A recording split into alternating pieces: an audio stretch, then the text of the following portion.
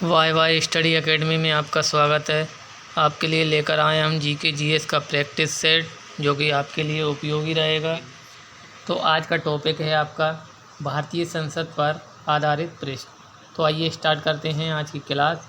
पहला क्वेश्चन है आपका, भारत की संघीय व्यवस्थापिका को किस नाम से जाना जाता है? तो यहाँ पर आपका आंसर हो जाएगा, भारतीय संघीय व्यवस्थापिका को संसद के नाम से जाना जाता है। और संसद के बारे में भारतीय संविधान के अनुच्छेद 79 में बताया गया है। अगला क्वेश्चन है आपका, भारतीय संसद का निर्माण कैसे होता है?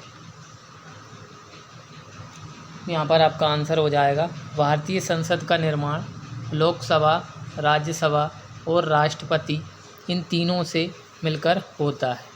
इसको आप एक ट्रिक से भी याद कर सकते हो,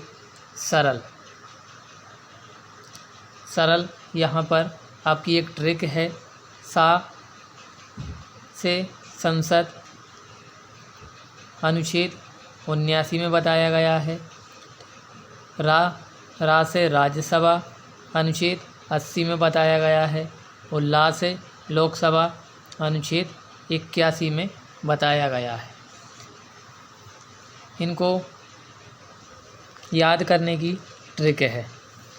अगला क्वेश्चन है दोस्तों, संसद के कितने सदन होते हैं?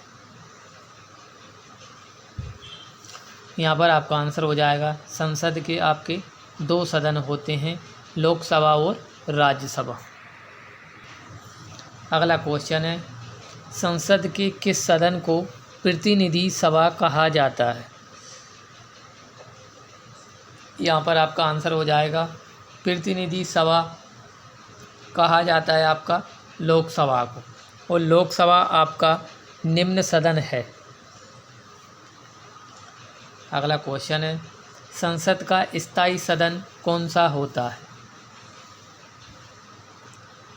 यहाँ पर आपका आंसर हो जाएगा, संसद का स्थायी सदन आपका राज्यसभा होता है।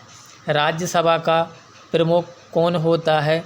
तो आपका आंसर हो जाएगा, उपराष्ट्रपति राज्यसभा का प्रमुख होता है। और लोकसभा का प्रमुख कौन होता है? तो आपका आंसर हो जाएगा, लोकसभा का प्रमुख लोकसभा के सदस्यों में से ही एक होता है, जो कि लोकसभा के सदस्यों द्वारा चुना जाता है। लोकसभा को अस्थायी सदन भी कहा जाता है। राज्यसभा आपका उच्च सदन कहा जाता है। अगला क्वेश्चन है, भारतीय संसद का तीसरा अंग कौन सा है? यहाँ पर आपका आंसर हो जाएगा, भारतीय संसद का तीसरा अंग आपका राष्ट्रपति होता है दोस्तों। अगला क्वेश्चन है यहाँ पर, संसद के 2 क्रमिक अधिवेशनों के मध्य कितना समय अंतराल होता है? तो यहाँ पर आपका आंसर हो जाएगा, 6 माह से अधिक का समय नहीं होना चाहिए। अगर आपसे पूछा जाए कि अनुच्छेद 123 में क्या बताया गया है, तो यहाँ पर आपका संयुक्त अधिवेशन के बारे में बताया गया है। अगला क्वेश्चन है, भारतीय संसद को कौन भंग कर सकता है? तो यहाँ पर आपका आंसर हो जाएगा, भारतीय संसद को राष्ट्रपति के द्वारा भंग किया जा सकता है।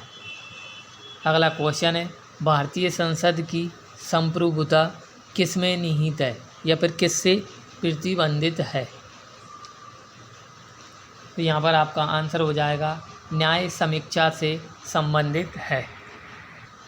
अगला क्वेश्चन है आपका, भारतीय संसद की दोनों की संयुक्त बैठक किस संबंध में होती है? तो यहाँ पर आपका आंसर हो जाएगा, संयुक्त बैठक आपका साधारण विधेयक में होती है। और हमने आपको बता ही दिया है कि अनुच्छेद 123 में संयुक्त बैठक के बारे में बताया गया है। और संयुक्त बैठक की अध्यक्षता कौन करता है दोस्तों? तो यहाँ पर आपका आंसर हो जाएगा, लोकसभा अध्यक्ष उसकी अध्यक्षता करता है। अगला क्वेश्चन है, स्वतंत्र भारत में अब तक कितनी बार संयुक्त अधिवेशन हो चुके हैं? तो यहाँ पर आपका आंसर हो जाएगा स्वतंत्र भारत में अब तक 4 बार संयुक्त अधिवेशन हो चुके हैं। अगला क्वेश्चन है आपका, क्या राष्ट्रपति या उपराष्ट्रपति कभी संयुक्त अधिवेशनों की अध्यक्षता करता है? तो यहाँ पर आपका आंसर हो जाएगा संयुक्त अधिवेशन की अध्यक्षता राष्ट्रपति और उपराष्ट्रपति दोनों में से कोई भी नहीं करता है। अगला क्वेश्चन है आपका, एक वर्ष में कम से कम कितनी बार संसद की बैठक होना आवश्यक है? तो यहाँ पर आपका आंसर हो जाएगा एक वर्ष में कम से कम 2 बार संसद की बैठक होना अनिवार्य है। अगला क्वेश्चन है, संसद के दोनों सदनों की संयुक्त बैठक की अध्यक्षता कौन करता है? यहाँ पर आपका आंसर हो जाएगा लोकसभा अध्यक्ष करता है। अगर आपसे पूछा जाए कि पहला लोकसभा अध्यक्ष कौन थे, तो आपका आंसर हो जाएगा जी.वी. मावलंकर जी थे, गणेश वासुदेव मावलंकर। अगला क्वेश्चन है, संसद के दोनों सदनों का सत्रवसान कौन करता है? तो यहाँ पर आपका आंसर हो जाएगा संसद के दोनों सदनों का सत्रवसान राष्ट्रपति के द्वारा किया जाता है। तो आपको हमारी ये टॉपिक वाइज क्लास कैसी लग रही है, प्लीज़ लाइक और कमेंट करके बताएं और हमारे चैनल को सब्सक्राइब करें। मिलते हैं अगली क्लास में। जय हिंद।